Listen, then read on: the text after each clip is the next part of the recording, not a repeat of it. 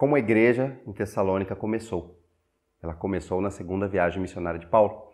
E aí eu quero mostrar isso para vocês aqui no mapa. Jerusalém está aqui embaixo. Vocês estão vendo o mouse? Então, né? Tá. Jerusalém está aqui embaixo, tá bom? A igreja de Antioquia, ela era mais ou menos aqui, ó, nessa região. A primeira igreja lá para os não-judeus, era mais ou menos aqui, tá bom? Então eles saíam mais ou menos daqui. Isso foi a primeira viagem missionária que eles fizeram. Aí na segunda viagem missionária, o que aconteceu? Eles se dividiram, lembra? Então, Barnabé pegou Marcos e navegou para Chipre. Aí fez outro caminho, que a gente não sabe exatamente qual foi. Mas aí, Paulo e Silas, eles foram para cima, para essa região aqui da Turquia, que na época era chamada de Ásia Menor. Tá? Então, eles vieram para essa região toda aqui, passando pelas igrejas aqui. Ele quis vir para baixo, Éfeso é mais ou menos aqui para baixo. Ele quis vir, mas ele não conseguiu, então ele foi para Troade, que é mais ou menos aqui em cima. Tá? Aqui, ó. Aqui em Troade, o que aconteceu? Paulo queria muito descer para fortalecer as igrejas aqui embaixo, que ele já tinha começado, mas ele disse que o Espírito o impediu, né? E aqui em Troade, Deus deu a ele uma visão onde um homem dizia: passa a Macedônia e ajuda-nos. Isso foi aqui. A Macedônia é aqui, essa região, tá? Então até tem aqui Macedônia, mas antigamente Macedônia era toda essa região aqui, que hoje é o sul da Bulgária e o norte da Grécia, tá? Era essa região aqui, ó, Macedônia, tá bom? Então ele saiu daqui, aí ele navegou até Samotrácia, até chegar mais ou menos em Neápolis, que era por aqui, e chegou em Filipos, que era aqui. Tá? Lá em Filipos a gente viu no capítulo 16 que eles foram presos, né, e ficaram lá naquela prisão subterrânea lá, ele foi castigado e tal. Depois ele foi liberto. Dali ele foi então para a cidade de Tessalônica, que fica aqui, ó, no caso Macedônia da época, mas hoje é Grécia, ok? Então Paulo está no meio da segunda viagem missionária. É isso que aconteceu. Quando o Alex leu Atos 17, é onde ela foi fundada, foi nessa época. Só que aí Paulo continuou. Daqui ele foi para Bereia, como ele mesmo leu, que é mais ou menos aqui embaixo. Depois da Bereia, ele foi para Atenas, aqui no sul da Grécia, e Corinto, por aqui. Tá? Da igreja de Corinto, ele ficou ali alguns meses, na cidade de Corinto. Fundou a igreja ali. Da cidade de Corinto, ele ficou ali uns 8 meses, pelo menos. Ele escreveu essa carta que nós vamos ver, que é a carta de 1 Tessalonicenses. Então ele está aqui escrevendo para a igreja que está aqui. Ok? Tudo bem? Deu para entender? Vou deixar o mapa aqui, que depois eu quero voltar nele. Mas eu vou mostrar o mapa da época, só para vocês terem uma ideia. Antioquia, essa é a segunda viagem missionária de Paulo, tá? Antioquia está aqui, ó. Jerusalém está aqui embaixo, Antioquia está aqui. Paulo e Silas vieram aqui, foram subindo, Derbe, Icônio, Listra. Chegaram aqui. Ele queria descer aqui para Éfeso, Esmirna, mas ele não pôde, então ele ficou em Troade. Lá em Troade ele foi para Macedônia, ó. Neápolis, Filipos, Apolônia, Tessalônica, Bereia. De lá ele foi para Atenas, Corinto. De Corinto ele começa a voltar, ele passa por Éfeso, aí ele desce. Isso a gente vai ver a partir de Atos na próxima semana, tá? Nas próximas semanas. Mas, na verdade, nós hoje estamos retratando mais ou menos aqui. Ele está em Corinto, no meio da segunda viagem missionária, e ele está escrevendo para a igreja de Tessalônica, que está aqui. Essa foi o caminhar aí do apóstolo Paulo e Silas, tá bom? Na sua segunda viagem missionária, e nós estamos, então, indo na carta de 1 Tessalonicenses. Você pode abrir lá, em 1 Tessalonicenses. Essa carta, ela foi escrita, então, quando Paulo chegou ali, em Corinto, no sul da Grécia. Mais ou menos 6 a 8 meses depois que ele havia passado pela igreja, tá? Então, você pode abrir lá. Então, o apóstolo Paulo, nessa carta, o propósito dele ele quer incentivar a igreja a perseverar, a permanecer firme, a não desanimar, tá? Ele estava preocupado com essa igreja, porque o tempo que ele passou ali em Tessalônica foi um tempo curto, e ele saiu dali por causa da perseguição, né? Vocês viram no texto de Atos, os judeus com inveja entraram ali na casa de Jason, buscando Paulo para poder prender Paulo, não acharam Paulo, levaram Jason mesmo e prenderam Jason e alguns que estavam ali com ele ficaram presos ali. Então o pessoal da igreja disse assim, Paulo, melhor você sair para evitar problemas para você. Então segue adiante. Jason pagou fiança, saiu, só que a igreja estava ali. Então, esse tempo de passagem por Tessalônica foi um tempo meio curto, então Paulo fica preocupado com essa igreja, né? Então ele escreve para saber dessa igreja, mas a gente vai ver que ele fez mais do que isso, na verdade, escrever agora para essa igreja, né? Ele está dizendo, gente, permaneçam firmes, mesmo em meio às dificuldades da vida, sabendo que o Senhor Jesus vai voltar em breve. Tá? Isso é um dos focos dessa carta. Saibam que Jesus vai voltar a qualquer momento. E esse é um dos temas que eu já falei com os irmãos aqui algumas vezes, mas eu gosto sempre de pensar e a gente precisa voltar à nossa atenção. Gente, a Bíblia diz que Jesus Cristo vai voltar a qualquer momento. Pode ser agora, pode ser hoje à tarde, pode ser hoje à noite, pode ser amanhã cedo, pode ser daqui uma semana. Eu já falei com vocês sobre isso, né, para a gente pensar, será que será que nós estamos prontos para nos encontrar com Jesus Cristo? Porque a Bíblia diz isso, que nós vamos nos encontrar com Ele. A questão é, nós estamos prontos? Você está pronto para isso? Jesus pode voltar a qualquer instante, e é disso que o apóstolo Paulo está falando. Ele está falando para a igreja, gente, permaneça firme, mesmo no meio das tribulações, das dificuldades, das perseguições, dos medos, do sofrimento, mesmo no meio disso, permaneçam firmes. Cristo vai voltar em breve. Estejam atentos, Ele vai voltar. Ele escreve um pouco sobre isso, até porque provavelmente ele falou sobre isso lá, e ele ainda corrige alguns erros que tinha lá sobre essa expectativa, né, da volta de Cristo. Mas a gente tem que estar atento a isso, porque de fato Jesus pode voltar. Se ele não voltar a qualquer instante, a gente não sabe o tempo da nossa morte, do nosso encontro com Jesus. Sabe, gente, a gente vive como se nós fôssemos imortais, né? Como se a gente fosse morrer nunca. A gente acha que vai morrer de boa velhice lá com seus 102 anos. Né? Mas a gente não sabe se isso é assim. A gente não sabe. Eu estava conversando com aquela família que a gente orou semana passada, né? Aquele menino que teve leucemia, 12 anos, né? Amigos meus lá do Brasil. Ele teve leucemia e agora ele teve que pôr um stent na veia do cérebro, né? Porque estava entupida e tudo. Aí eu, conversando com essa família pelo WhatsApp, e eles estavam dizendo, nós estamos aqui na praia, né? Aproveitando uns dias aqui, família toda e tal. Eu falei, nossa, que bom, então significa que o Gabriel está bem, né? Se vocês estão ali na praia, tendo esse tempo, quer dizer que ele se recuperou, ele está se recuperando bem.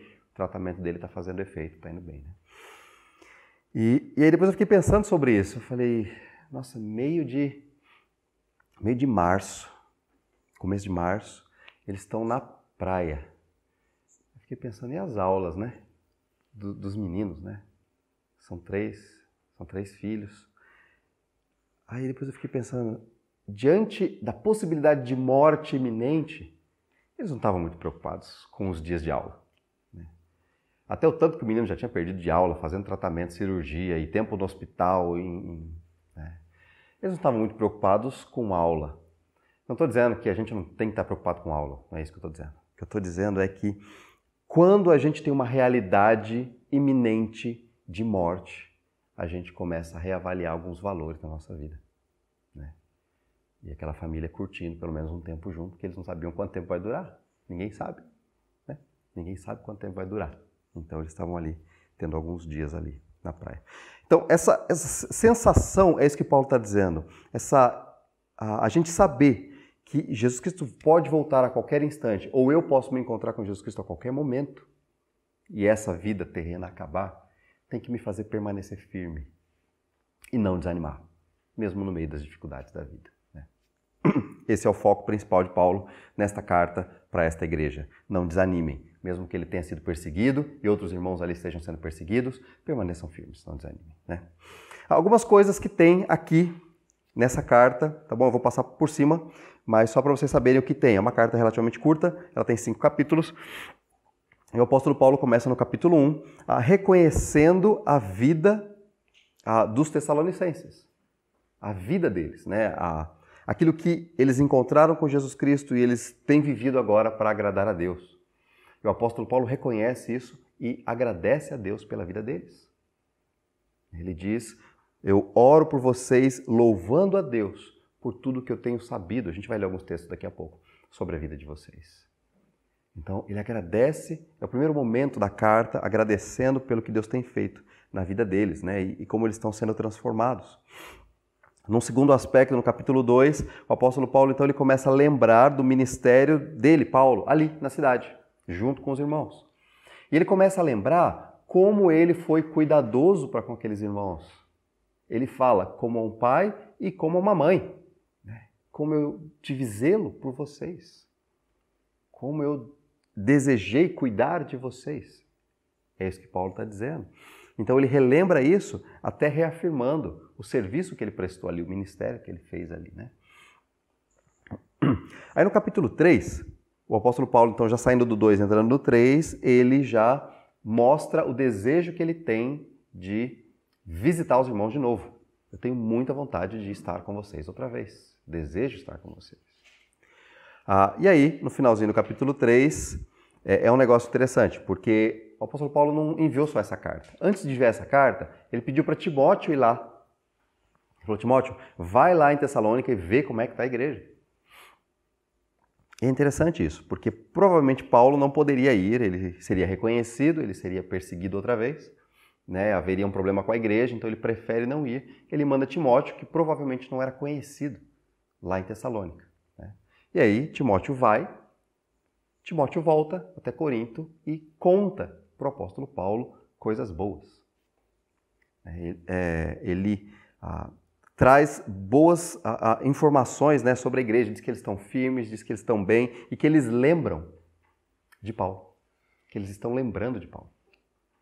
Né, que eles lembram do ministério, eles são agradecidos por isso. Então, Timóteo traz uma notícia muito boa para Paulo, notícias animadoras. E Paulo fica muito contente. E ele fala isso aqui no capítulo 3, né? Foram boas as notícias que eu recebi de Timóteo acerca de vocês, né? Do cuidado de vocês aí, da lembrança de vocês.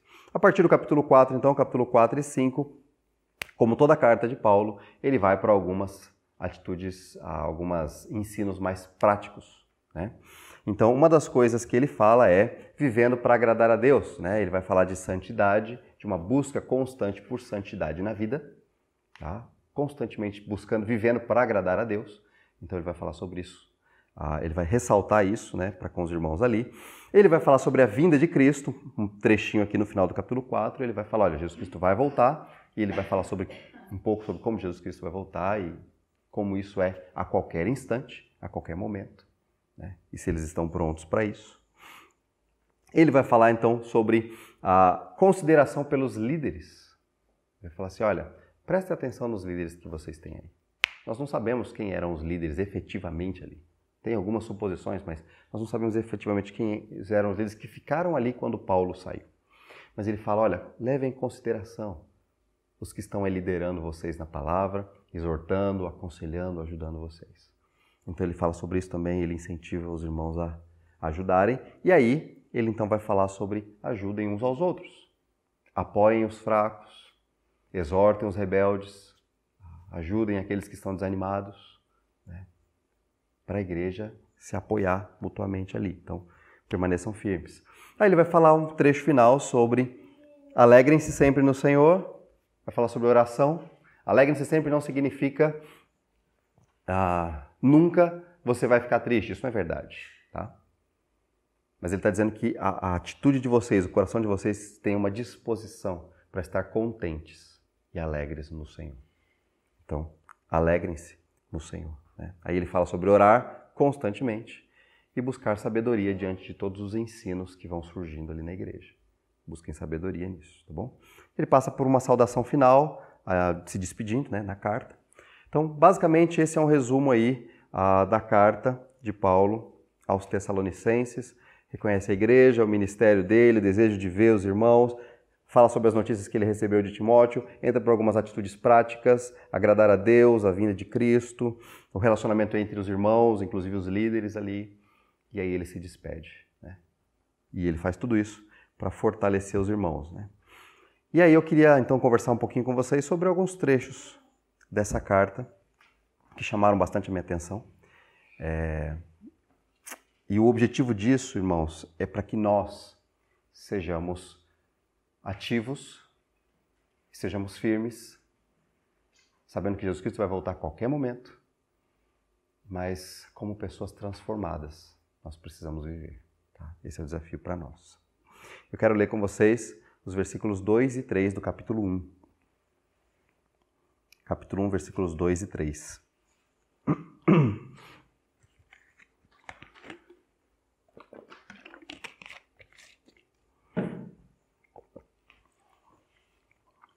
Diz assim: Sempre damos graças a Deus por todos vocês, mencionando-os em nossas orações. Lembramos continuamente diante de nosso Deus e Pai o que vocês têm demonstrado, o trabalho que resulta da fé, o esforço motivado pelo amor e a perseverança proveniente da esperança em nosso Senhor Jesus Cristo. Irmãos, é interessante, essa foi uma das primeiras cartas que Paulo escreveu. Essa e Gálatas são as primeiras. Não sabemos exatamente qual veio primeiro. A gente acha que a de Gálatas veio um pouquinho antes, mas essas duas cartas elas estão ali como as primeiras escritas.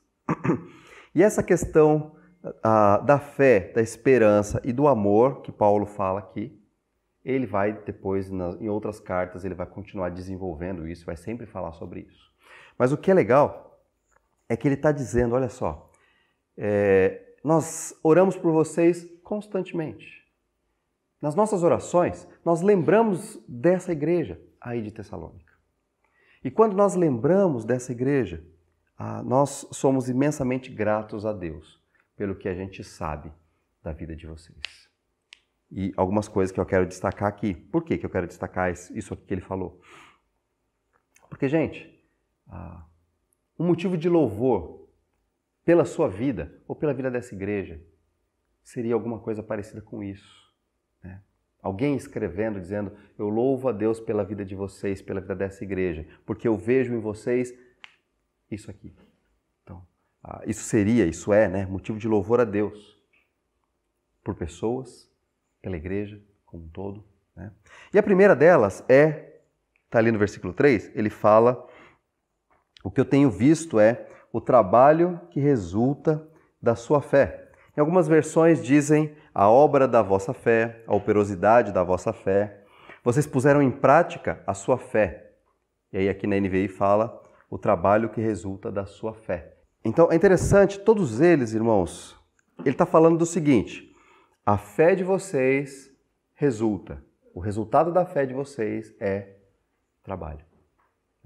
É interessante a gente pensar nisso, primeiro aspecto. Porque ele está dizendo que em todos eles a fé moveu aqueles irmãos a uma ação. Trabalho, no caso. A palavra que foi traduzida por trabalho tem a ver com uma atividade, algo que você faz. Então, a fé que eles têm levou eles à ação. Mas de que fé ele está falando? Que fé é essa que ele está falando? E aqui ele está apontando para o passado.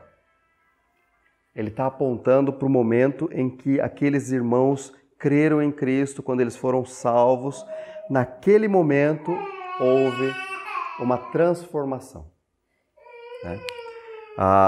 O interior deles foi transformado e aquilo impulsionou eles a andar, a viver diferente. Né?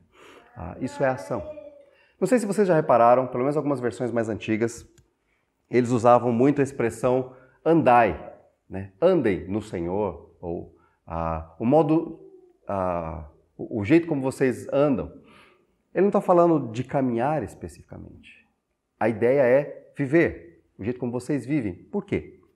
Porque está falando de uma continuidade, tá bom? Essa é a ideia. E eu gosto de andar, porque andar tem um negócio muito sério, né? Como é que é andar? Você dá um passo, depois você dá outro, depois você dá outro. Se você não der o próximo passo, o que aconteceu?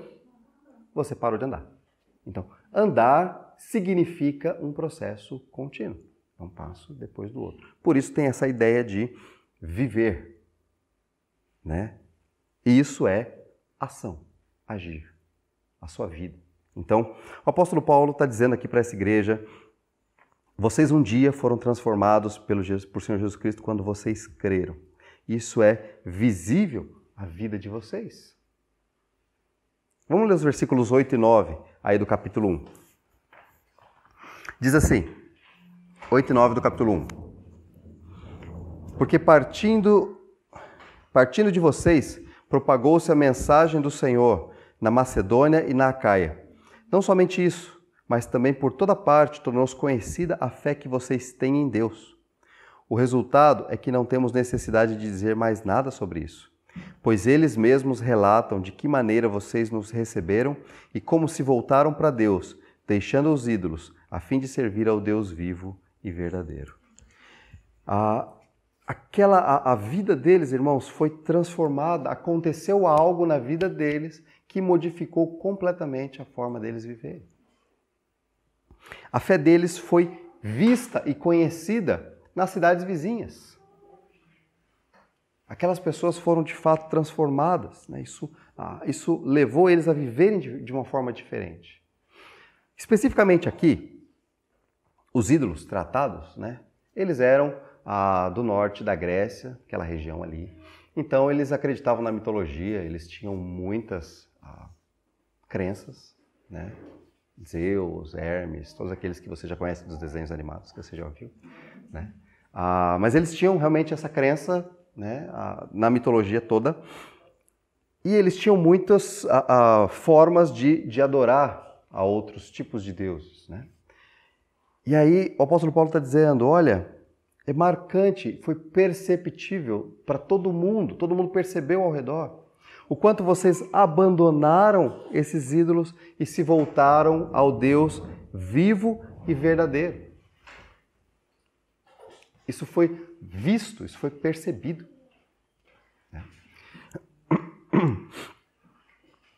Irmãos, talvez hoje e no nosso meio, eu não sei, mas no nosso meio, a minha questão tanto hoje não é com uma estátua ou com alguma outra coisa desse tipo, mas é que nós, assim como disse Calvino, o coração humano é uma fábrica perpétua de ídolos.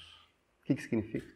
Significa que o nosso coração faz um ídolo atrás do outro, um ídolo atrás do outro. Nosso coração produz um monte de ídolos.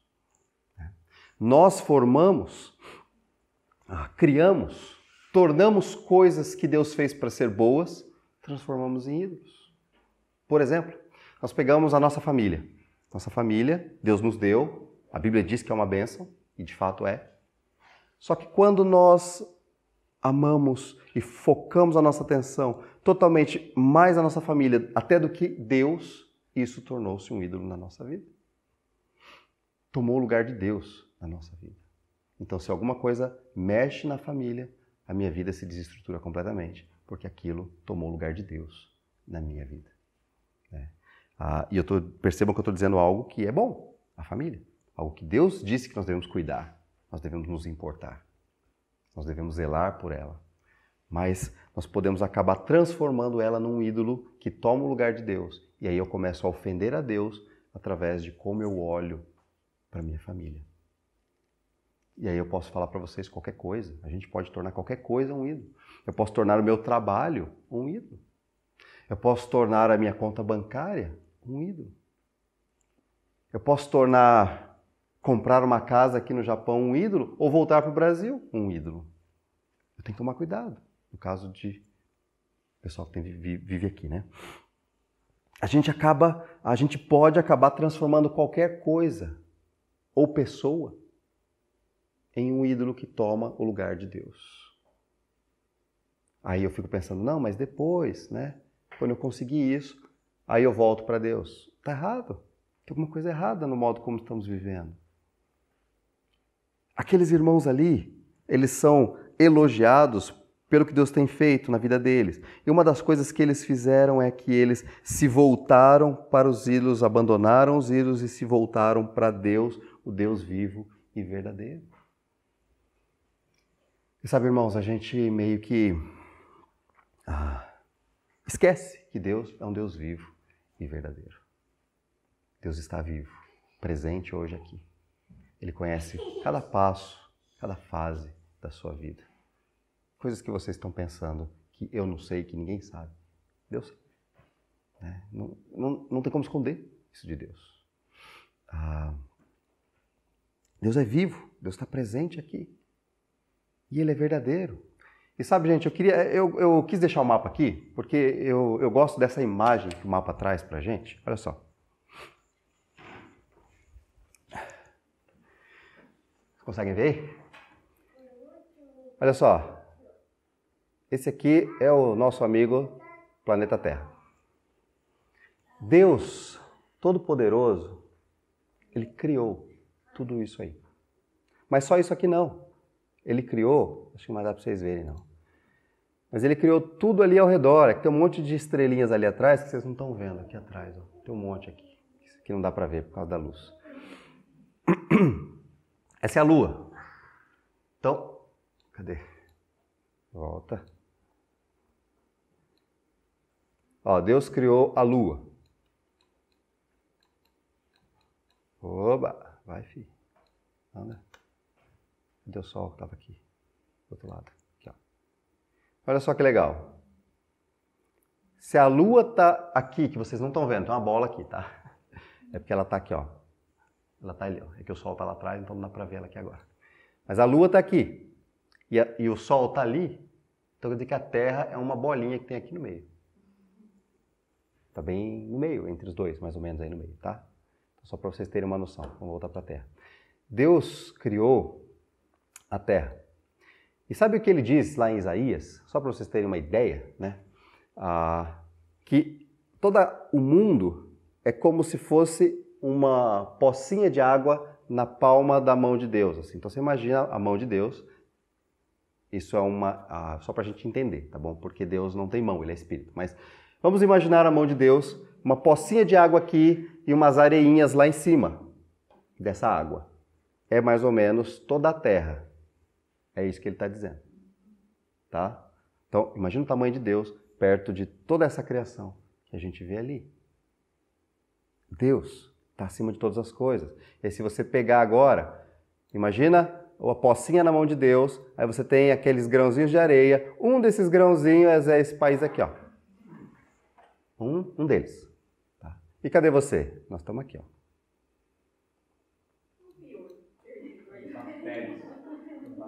Nós estamos aqui, ó. Na verdade, nós não estamos aqui, porque essa é a minha casa, mas eu estaria aqui.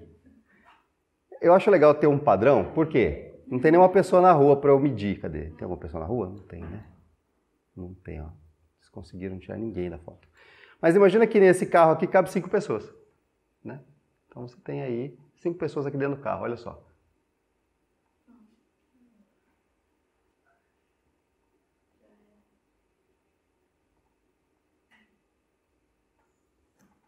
Esse é o tamanho de Deus, muito mais, a gente não tem como medir isso. Né? Só que a gente esquece que Deus... Deixa eu acender a luz ali.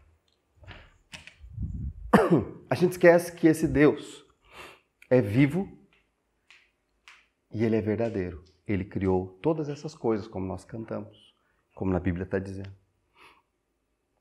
A partir do nada. E elas são ricas como elas são. Estamos entrando numa época agora, que é uma das épocas, dizem, eu ainda não vivi esse momento aqui, só o cafunchou até agora, mas dizem que é uma das melhores épocas, épocas mais floridas e mais bonitas do Japão. O cafunchou já veio, só falta as flores agora. Falta a parte boa agora, a parte já tá... então, aí vai ficar mais bonito.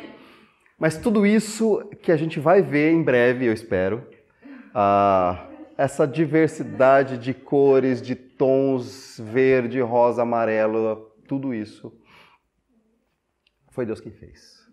E Ele está presente. E sabe o que é tremendo dessa grandeza de Deus? É que a palavra de Deus diz que Ele se importa com cada um de nós individualmente. A ponto de ter enviado Jesus Cristo para morrer na cruz. Para te salvar. Para salvar individualmente a nós. Então, esse Deus vivo e verdadeiro, aqueles irmãos ali creram. Irmãos, os salvos em Cristo, então, eles vivem eles agem. Né? A fé que nós temos em Cristo, fomos transformados, isso nos leva a viver de uma forma onde nós começamos a lutar contra os ídolos que o nosso coração tem a tendência de formar e nos voltarmos a Deus, que criou tudo isso aqui. E apesar dessa grandeza, Ele se importa pessoalmente com cada um de nós. Aí você começa a perceber como parece, olhando para um negócio desse. Eu estou com um probleminha aqui, eu estou com um cafunchô. É muito pequeno, né? É muito pequeno, perto da grandeza de Deus. Mas sabe o que é tremendo? Realmente é pequeno. Mas Deus ainda assim se importa com isso. E ontem, por exemplo, enquanto eu estava indo para a clínica, eu estava falando, Deus, eu sei que o Senhor pode me curar do jeito que o Senhor quiser. O Senhor pode me curar através dos medicamentos que o médico vai me dar daqui a pouco. O Senhor pode me curar através de um ato espontâneo, simplesmente desaparece todos os sintomas. Eu sei que o Senhor pode me curar num processo onde eu vou melhorando, o meu corpo vai reagindo, o Senhor fortalece os meus anticorpos e eles vão reagindo e expulsando qualquer enfermidade. O Senhor pode fazer do jeito que o Senhor quiser. Eu sei disso. Eu creio que o Senhor está cuidando de cada área da minha vida. E de fato está. Então, Deus conhece individualmente cada uma das nossas necessidades, alegrias e tristezas. E Ele está dizendo aqui para esses irmãos aqui em Tessalônica, naquela cidadezinha que fica ali no norte da Grécia hoje, permaneçam firmes. Vocês foram salvos em Cristo. Vocês foram transformados, isso é visível. Louvado seja Deus pela ação dele nas vidas de vocês. Então, o chamado para nós é começarmos a avaliar aí os ídolos que nós estamos formando no nosso coração e abandoná-los e voltarmos para o Deus vivo e verdadeiro, para esse Deus, para adorá-lo, para reconhecê-lo, para caminhar com ele. Tá bom? Um segundo aspecto que eu vejo nesse versículo, e eu não pretendo me demorar tanto no próximo, tá bom? Só para você não ficar desesperado. Ele fala do trabalho que resulta da fé, mas ele vai falar também de um esforço motivado pelo amor. Então, algumas versões dizem o trabalho do amor, a abnegação do vosso amor, como o amor de vocês fez vocês trabalharem tanto. Um esforço, então, motivado pelo amor. Ele está falando, então, do hoje. Ele falou que a fé transformou a vida de vocês, isso modifica o seu dia de hoje. Agora, uma outra coisa que ele está falando é o amor que vocês têm por Deus. Isso transforma a atitude de vocês. Mas a expressão que ele usa aqui, algumas traduções disseram trabalho, esforço, abnegação. A tradução exata da palavra seria fadiga. Seria um trabalho com esforço, que traz até fadiga. E, gente, amar a Deus na nossa vida hoje e amar ao próximo, como a Bíblia diz, traz fadiga. É preciso se esforçar muito. Muito.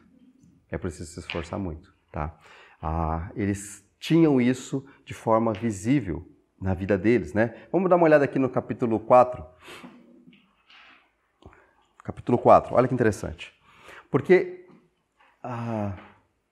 nós precisamos amar a Cristo e precisamos amar ao próximo, é disso que a Bíblia fala. Capítulo 4, versículo 1, depois os versículos 9 e 10, diz assim: Quanto ao mais, irmãos, já os instruímos acerca de como viver a fim de agradar a Deus. E, de fato, assim vocês estão procedendo. Agora nós lhes pedimos e exortamos no Senhor Jesus que cresçam nisso cada vez mais. Vocês já têm aprendido, já sabem como viver para agradar a Deus. O que a gente está pedindo para vocês agora é continuem crescendo nisso. Vocês entendem como agradar a Deus? Estão fazendo, estão lutando, estão tentando, mas não é só isso. Não dá para desistir e falar, já consegui. Quero dizer para vocês que ninguém conseguiu. Os tessalonicenses não conseguiram. E aí o apóstolo Paulo fala, que joia que vocês estão aprendendo, parabéns, mas continuem crescendo a cada dia, dando um passo, não parem nisso. Continuem crescendo mais e mais. Versículos 9 e 10 diz assim: Quanto ao amor fraternal, não precisamos escrever-lhes, pois vocês mesmos já foram ensinados por Deus a se amarem uns aos outros. E de fato vocês amam todos os outros irmãos em toda a Macedônia. contudo, irmãos, insistimos com vocês, que cada vez mais assim procedam. Então, o apóstolo Paulo está dizendo, olha, vocês também já amam os seus irmãos. Deus mesmo ensinou vocês a amarem os irmãos, a se importarem com eles, a buscarem, a ajudá-los e amarem de verdade. Só que ele está dizendo aqui, nós insistimos, tá? Porque é necessário. Cada vez mais precisam desenvolver isso. Não dá para dizer, eu já faço, ou é suficiente, eu já disse para ele que eu amo ele e é suficiente. Não é suficiente. O desafio é, o amor que nós temos em Cristo, que nós temos por Cristo, deve nos levar a, de fato, amar a Deus em primeiro lugar e agradá-lo e ao próximo como a nós mesmos. Mas sabe o que é a nossa luta, irmãos? Eu vou dizer para vocês. Nós nos amamos muito. Nós nos amamos muito. O que significa isso? Significa que para eu amar ao próximo, eu tenho que negar um pouco das minhas vontades. Porque não tem jeito. Se eu for fazer só as minhas vontades, eu não vou amar ninguém, eu não vou conseguir expressar isso por ninguém. Eu tenho que negar um pouco das minhas vontades. Então, algumas traduções dizem abnegação. Vocês lembram de alguém que foi assim? Essa abnegação toda? O texto de Filipenses, capítulo 2, diz: tenham a mesma atitude de Cristo, que, embora sendo Deus, ele não se apegou ao fato, ele não se agarrou ao fato de ser Deus, mas, pelo contrário, ele se humilhou, tornando-se forma humana, achado forma humana. Ele se humilhou até a morte, e morte de cruz, ainda a pior morte da época, mais humilhante. Então, ele fez isso por quê? Por amor. Por amor a quem? Aos inimigos. Não era por amor aos seus amigos, porque nós não éramos amigos. Ele fez isso por amor aos seus inimigos. A palavra de Deus está dizendo, está chamando a gente a aprendermos a amar mais o próximo e amar muito mais a Deus. Só que para a gente fazer isso, nós precisamos negar um pouquinho as nossas vontades, né? Porque nós nos amamos demais. Para eu poder servir, eu tenho que amar mais. Eu tenho que parar de me amar um pouquinho, eu tenho que diminuir algumas coisas. Vou dar um exemplo. Quando nós pecamos, por exemplo, o que é o pecado? O pecado da nossa vida é o fato de que eu quero isso porque é gostoso para mim, mesmo que seja contrário ao que Deus queira. Então eu amo mais as minhas vontades do que aquilo que Deus quer que eu viva. Isso é o pecado, né? É o desejo de fazer mais as minhas vontades do que a vontade de Deus. Isso eu mostro que eu amo mais a mim mesmo do que a Deus. Então, esse é um dilema para nós, porque a gente continua pecando. Porque a gente se ama bastante. Né? Então, você não precisa ter medo, porque você se ama muito. Tá bom? Todos nós, tá? Estou falando só de você, não de mim. Todos nós nos amamos muito. Né? Então, a nossa luta é aprendermos a negar um pouquinho dessas vontades. Porque, por exemplo, quando eu tenho que ajudar um irmão, por exemplo, eu preciso... Puxa vida, mas era aquele tempo que eu tinha para assistir alguma coisa ou outra coisa que eu queria fazer e aí eu vou ter que ajudar. O que eu tenho que fazer? Negar um pouquinho daquilo que eu queria para poder ajudar. Né? Isso é o amor. Então, o amor vem com esforço. Porque se negar não é fácil. Né? Falar não para algumas coisas que eu queria não é fácil. Então, é pesado, tá? Esforço, fadiga mesmo. E, irmãos, uma outra coisa que muda o nosso dia a dia, que muda o nosso hoje, que Paulo elogia aqueles irmãos, que louva a Deus pelo que Deus está fazendo na vida deles, é o finalzinho que diz assim: a perseverança proveniente da esperança em nosso Senhor Jesus Cristo. Então, algumas versões dizem assim: paciência da esperança, firmeza da vossa esperança. Como é firme a esperança que vocês têm? Perseverança proveniente da esperança. Então, esperança é igual a paciência. Porque eles têm a esperança firme eles não desanimam. E eles têm paciência em meio às dificuldades da vida. O que nós vemos, imaginamos para o dia de amanhã, para o amanhã, nos ajuda a viver o dia de hoje. Então, por exemplo, qual era a visão clara que eles tinham? A certeza da volta de Cristo.